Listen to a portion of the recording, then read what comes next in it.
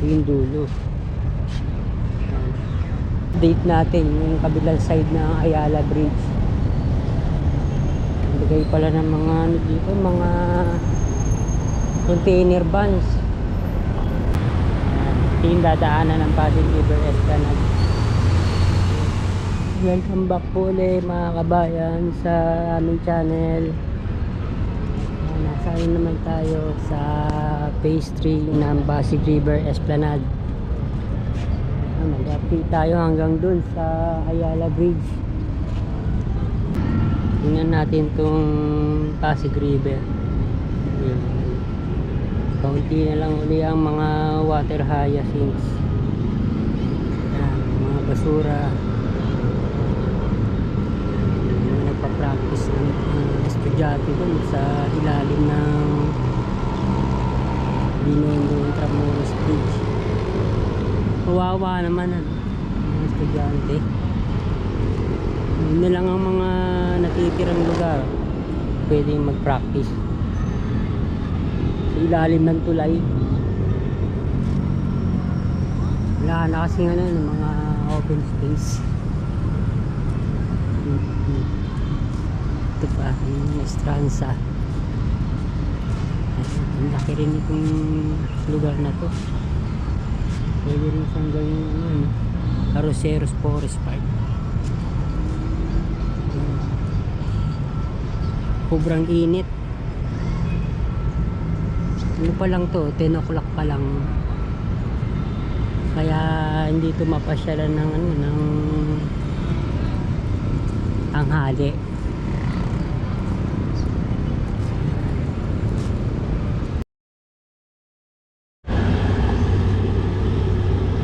Dalawang barge ulit ito.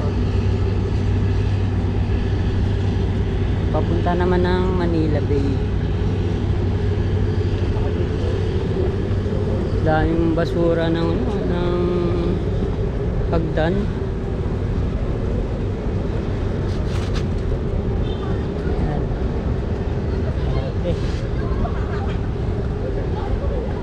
Pagkatapos mamasyal, yan na.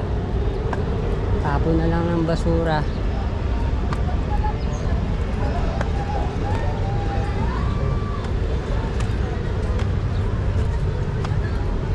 Ito malinis.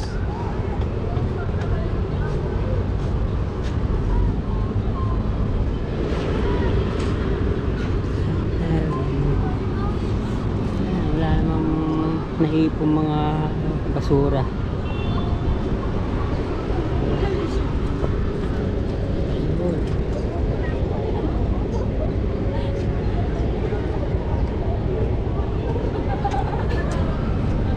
Araw-araw siguro nagkakaroon ng ng mga basura.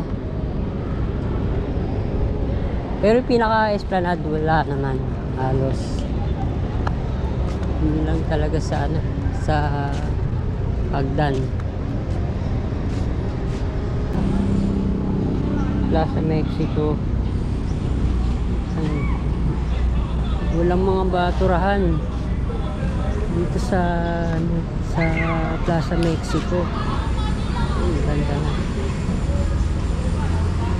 Natin yung gilid.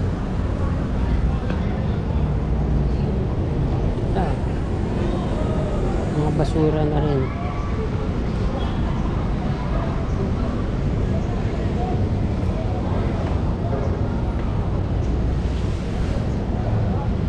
Wala pa yung electric na ferry. Wala pang mga nakatambay na electric ferry. Hindi pa nag-uumpisa.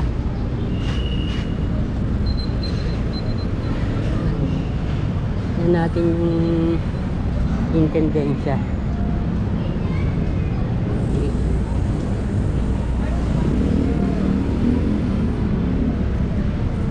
Yun din, meron na rin may mga na rin mga poste. Ito nabubuo na tong intendensya.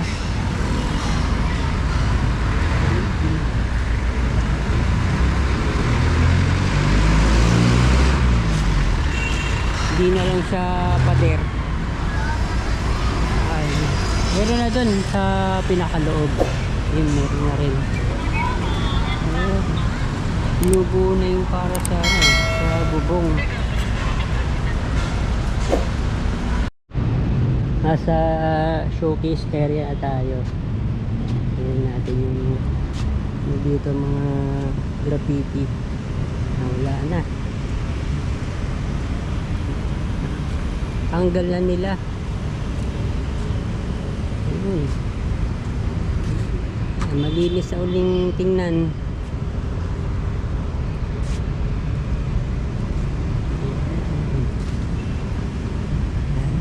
Walang masyado na maamasyal dahil mainit.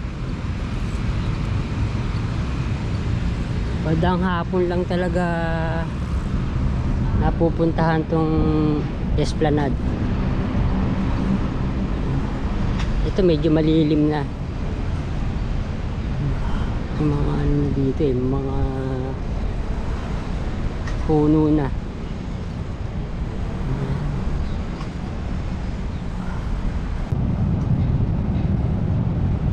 Marami sigurong umamasyal dito kahit umaga kung marami mga puno.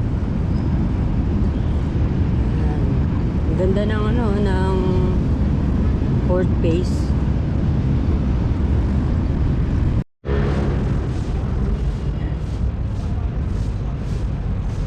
Ano pa dito, makakalat pa.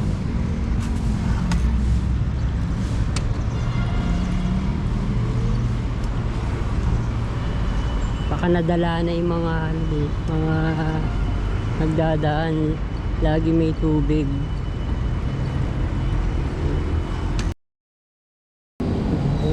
Naglilinis mga balustre.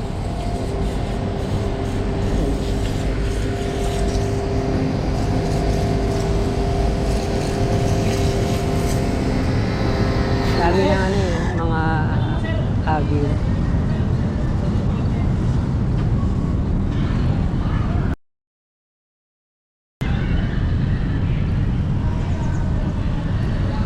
Sarado.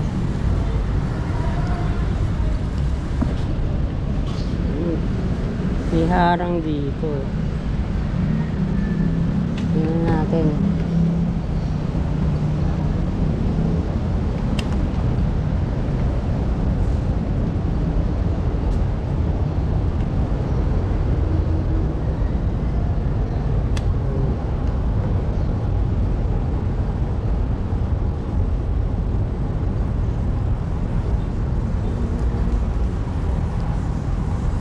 Ganda na nito pag nakarating na ng Mandaluyong City, Taguig. Wala pa rin, hindi pa rin nag-uumpisa. Ganun pa rin.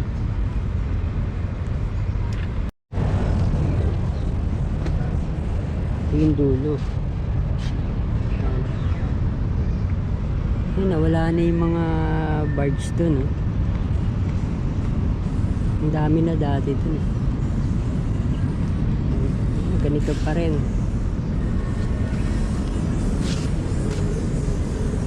Kaya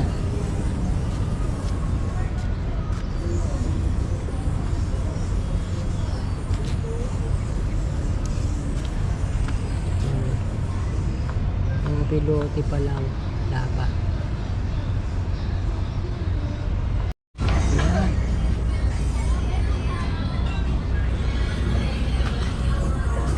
Masarap mag-practice ng mga sayaw, school activities dahil malamig.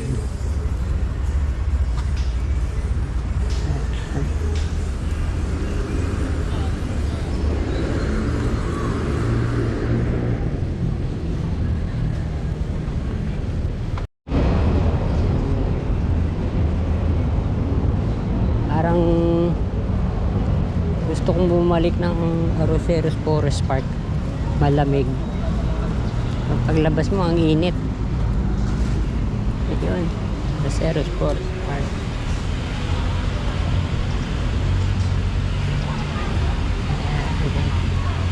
Yung mga nakabukas.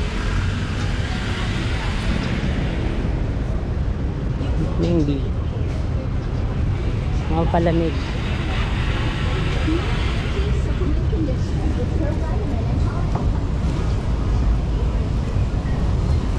Pinaka-entrance.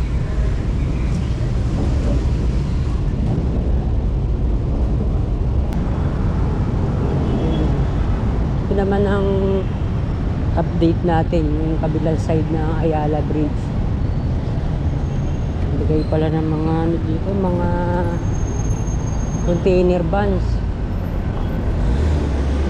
Naghahanda siguro to sa ano, no? Sa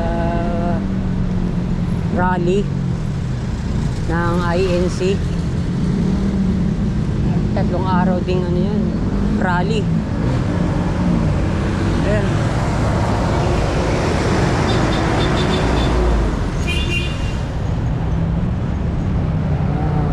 Natin dito dadaan ng Pasig River Esplanade, pinaka fifth phase na. Ayan. Sa Ayala Beach tayo, dito tayo lagi nag-update. Nandun ang fourth phase na Pasig River Esplanade, Arroceros, at yung dati pang viewing deck. Ito yung update natin. Ito yung dadaanan ng Pasig River Esplanade. Bawal na mag-video dito pagka lagpas ng Ayala Bridge dahil malapit na yung Malacanang. Ito dadaan. Merong isla de Convalencia. Oh, gagawa dito. Nandito rin ang Philippine Coast Guard. Meron silang dito eh. Parang station. Ayan.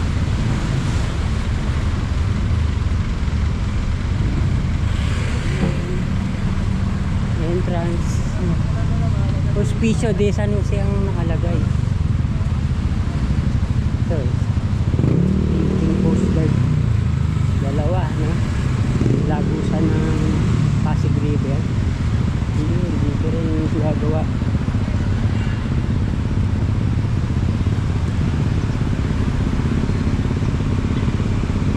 Dito na papuntang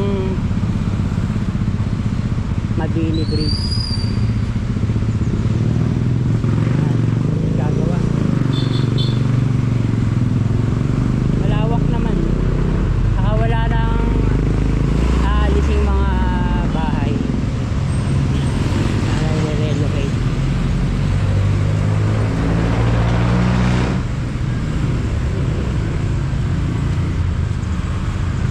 Babasura pa sa gilid.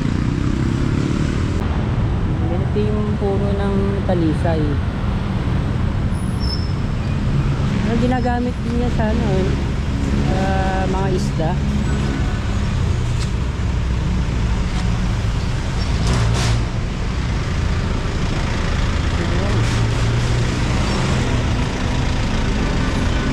Side na tayo ng Quiapo.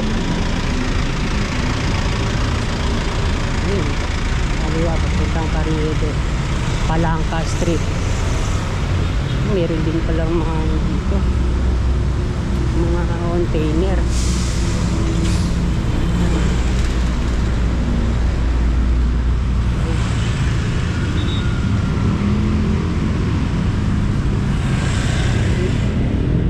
Dami nito.